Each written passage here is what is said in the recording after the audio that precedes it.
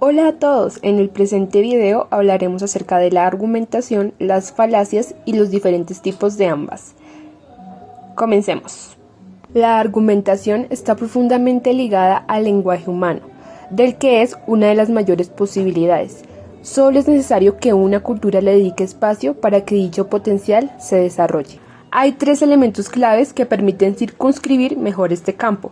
Primero, argumentar es, en primer lugar, comunicar. Estamos, por lo tanto, en una situación de comunicación, que implica, como toda situación de este tipo, participantes, un mensaje y una dinámica propia.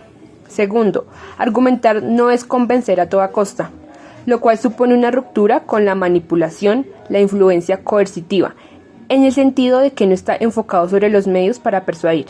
Y tercero, argumentar es razonar, proponer una opinión a otros dándoles buenas razones para adoptarla. Entre estos encontramos 4 tipos de argumentación en la comunicación.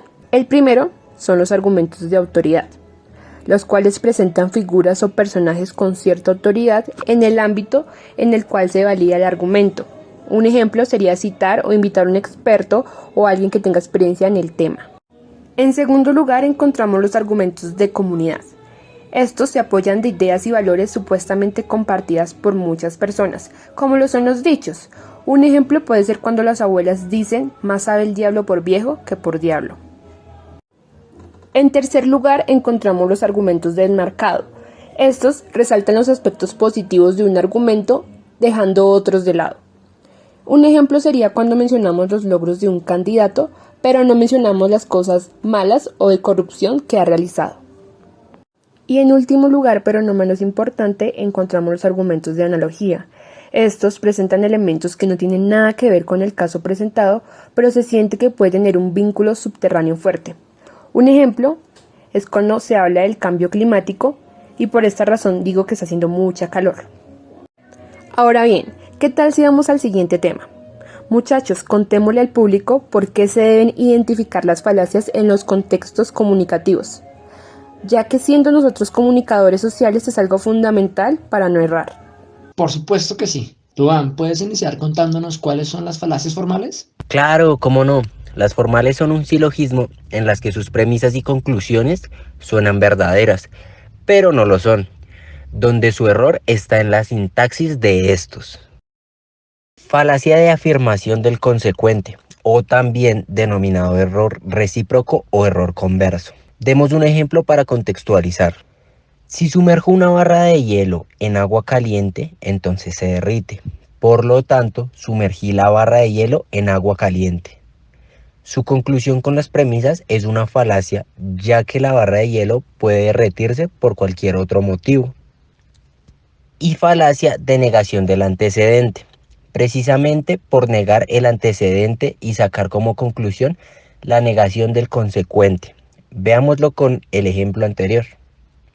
Si sumerjo una barra de hielo en agua caliente, entonces se derrite. No sumerjo la barra de hielo en agua caliente, por lo tanto no se derritió.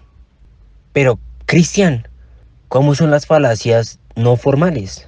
Bien, estos son razonamientos incorrectos, donde normalmente se utilizan para persuadir, engañar, aunque algunas veces son errores de razonamiento. Por ejemplo, se requiere un análisis semántico y de sus enunciados y conclusiones, ya que si lo vemos desde una parte lógica, no coinciden con las reglas. ¿Recuerdas? Si A, entonces B, B por lo tanto A. Las formales se dividen en dos grupos: las falacias materiales de contingencia y las falacias materiales de ambigüedad. Falacias de contingencia. Sus premisas carecen de antígeno. Antígenos, lógica, con respecto a la verdad o falsedad de las conclusiones que pretenden establecer. Esto es una falacia llamada de ataque al hombre, y lo es porque en lugar de explicar sus respectivas posturas dando argumentos válidos que las apoyen y a la vez dando argumentos que dejen sin efecto las del otro, los contendientes se limitan a agredirse y descalificarse mutuamente en lo personal, y no a sus respectivas argumentaciones. Falacias de ambigüedad. Razonamiento cuya formulación contiene palabras o frases ambiguas cuyos significados oscilan y cambian de manera sutil en el curso del razonamiento y lo hacen falaz. Es una falacia llamada equívoca, ya que el mismo término se utiliza en la misma argumentación con significados distintos. Gracias a todos por ver. Finalmente podemos decir que fue un interesante y significativo tema. Muchachos, con esto conocimos cómo se manifiestan los argumentos y las falacias en los diferentes contextos. Perfecto, ahora podremos analizar mejor la comunicación de las personas.